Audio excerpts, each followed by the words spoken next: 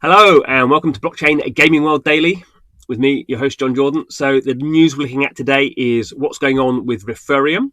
So Refereum has been around for about 3 years now, raised a reported $28 million back in 2018. It is, as the name suggests, a kind of referral platform. So it is a kind of platform that takes kind of users who are checking out streams and playing games, and it tries to get them some of the marketing money that will be spent around kind of user acquisition. So advertisers advertise within Refereum, and some of that money goes in terms of the token that they have that can go to users who are downloading games, buying games, interacting with streams, that sort of thing. That's the basic plan. It is using a blockchain to tokenize the kind of the value kind of transactions that we already have on kind of traditional kind of platforms. Bring these to the blockchain. Okay, so what's going on with Refereum? So a few blah blah blah. So a bit of kind of setup 3 years ago. Redistribute marketing budgets, kind of what I've suggested, but changes. So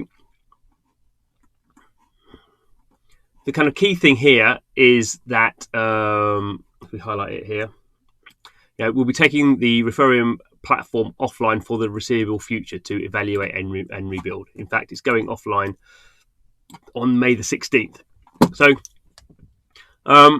this thing's been live for 2 years or so. It did actually, certainly in the early stages, have a very good registered user base. How active they were, I don't know.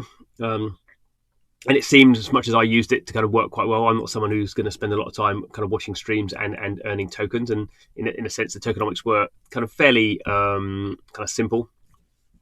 It does actually have its own token. So there's this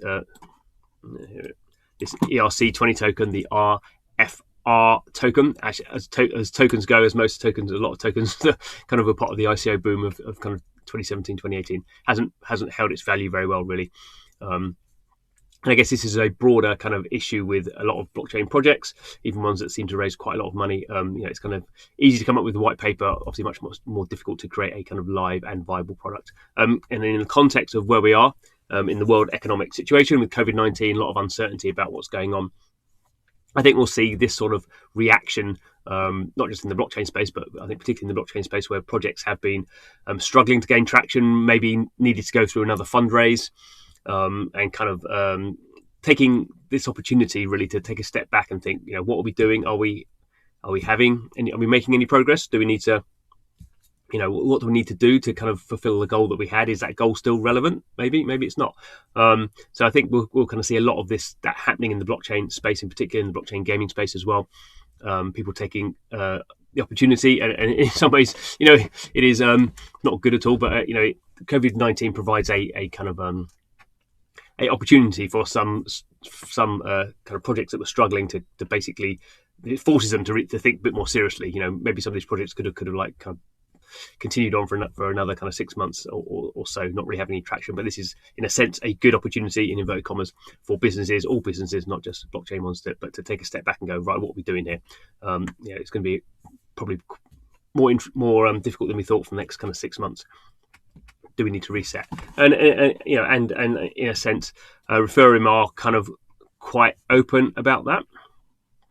So we see here, what they're going to try and do. They're going to try and take the kind of 3 years of stuff they've learned and put it onto a fresh slate. So the kind of the old Refereum online platform, it's gone through several stages, but is that the best way to do it?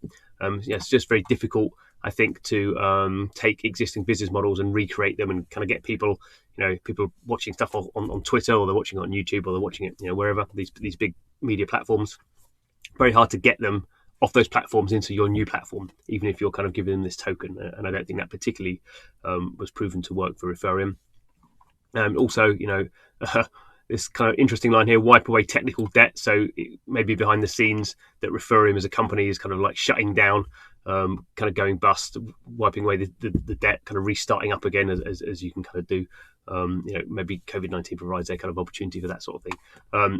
Obviously, the point of doing it is they still believe in the long-term opportunities of what they're doing, and there's actually quite a lot of projects still thinking about how you take the kind of marketing kind of ecosystem in which kind of advertisers pay lots of money to get their adverts shown, get people interacting with their games, but all that money kind of flows out of the system. If you can keep some of that money in the system, you can kind of create new models, and obviously works very well with influencers and that sort of thing. So the project goes offline on the 16th of May. If you have been using Refereum, if you have unused game codes or unspent currency, spend it now. Get those game codes kind of used up. Get your RFR currency spent, or get it out to a wallet. I don't really know what you can do. You can obviously get it back to Ethereum, but I doubt there's much liquidity around that. And what's also interesting to see, and kind of I guess underlines how hard it is to create blockchain game projects, or any project using blockchain. They say we cannot accurately estimate how and when the platform will return, and clearly one possibility is that they may not find a sustainable and valuable solution to enable a relaunch. So this might be the end of Refereum. We kind of hope it's not. But it is. That's the way. That's the kind of the commercial realities of where we are.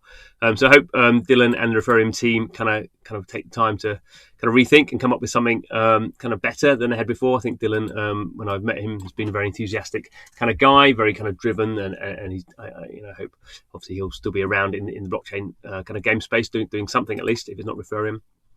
But I think this does just go to show how.